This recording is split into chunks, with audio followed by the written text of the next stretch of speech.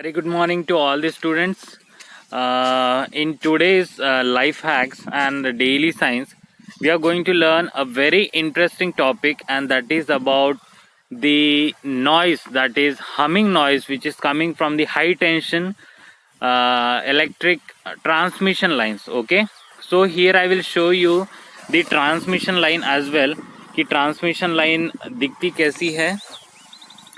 So look here, whatever I will show, this is our campus, and above here you can see the transmission line. Okay, यहाँ पे देख रहे हो आप जो ऊपर से जा रही है वो है ट्रांसमिशन लाइंस और हाई टेंशन लाइन है. ठीक है, सो इसमें से जो कुछ भी सप्लाई जा रहा है वो एक्स्ट्रा हाई वोल्टेज है, so it can catch end from a very long distance. तो इसीलिए इसका हाइट जो होता है वो बहुत ज़्यादा होता है.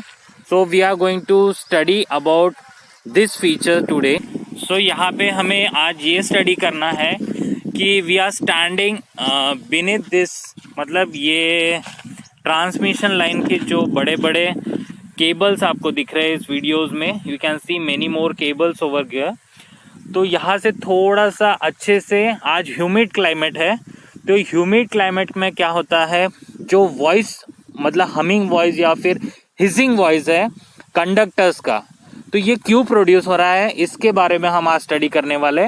बट इससे पहले हम थोड़ा सा सुन लेते हैं केयरफुली कि आज हमें ये वॉइस अच्छे से आ रहा है कि नहीं. सो बी पेशेंट, हम देखते हैं वॉइस आ रहा है कि नहीं.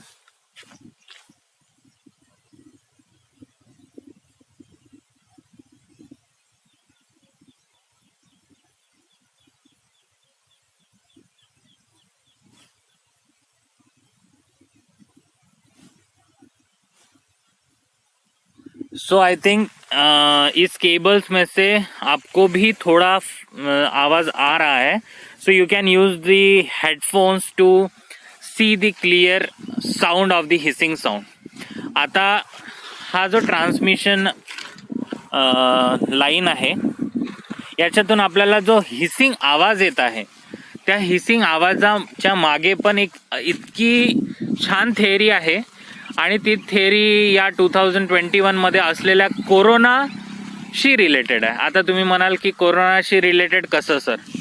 Because this hissing sound which is been produce, that is because of the corona effect. आता हे कोरोना आपला जो डेली कोरोना आहे त्या कोरोनाशी रिलेटेड नाही आहे. This corona is directly related with the ionisation of the gas molecules. आता तुम्हाला माहिती आहे की हे जे कंडक्टर्स आहे, जे मी तुम्हाला दाखवत आहे, हे जे ओव्हरहेड कंडक्टर्स आहे ते कुठल्या मीडियममध्ये आहे, ते आहे एअर मीडियममध्ये. आता एअर मीडियममध्ये असल्यामुळे काय होतं, याच्यातून हाय व्होल्टेज सप्लाय चाललेला आहे. बट ह्या हाय व्होल्टेज सप्लाय जाण्यामुळे काय होतं, एक जे मॅग्नेटिक फील्ड जे प्रोड्यूस होते, ती मॅग्नेटिक फील्ड खूप जास्त प्रमाणात प्रोड्यूस होऊन ते गॅस मॉलिक्युल्स म्हणजे जे काही आजूबाजूला गॅस मॉलिक्युल्स आहे त्या गॅस मॉलिक्युल्सला आयोनाइज करतं, आणि त्या आयोनायझेशनमुळे काय होतं, एक कोरोना इफेक्ट तयार होतो, इलेक्ट्रिकल कोरोना इफेक्ट. आणि त्या कोरोना इफेक्टमुळे आपल्याला जो काही आहे हा हिसिंग साऊंड किंवा हमिंग साऊंड आपण ज्याला म्हणतो, तो आपण एखाद्या खूप हाय टेन्शन लाईनच्या खाली जेव्हा उभं राहतो तेव्हा आपल्याला सर्राचा आवाज ऐकायला मिळतो. ओके, आणि याच्या मधली जी थेअरी आहे ही भरपूर मोठी आहे, तर मी तुम्हाला थोडक्यात याच्याबद्दल सांगतो. Okay, so you can look at this transmission line. So whenever an alternating current, तुम्हाला दिसत आहे हे जे मी पोल दाखवत आहे मोठा, हा बघा, whenever an alternating current is made to flow.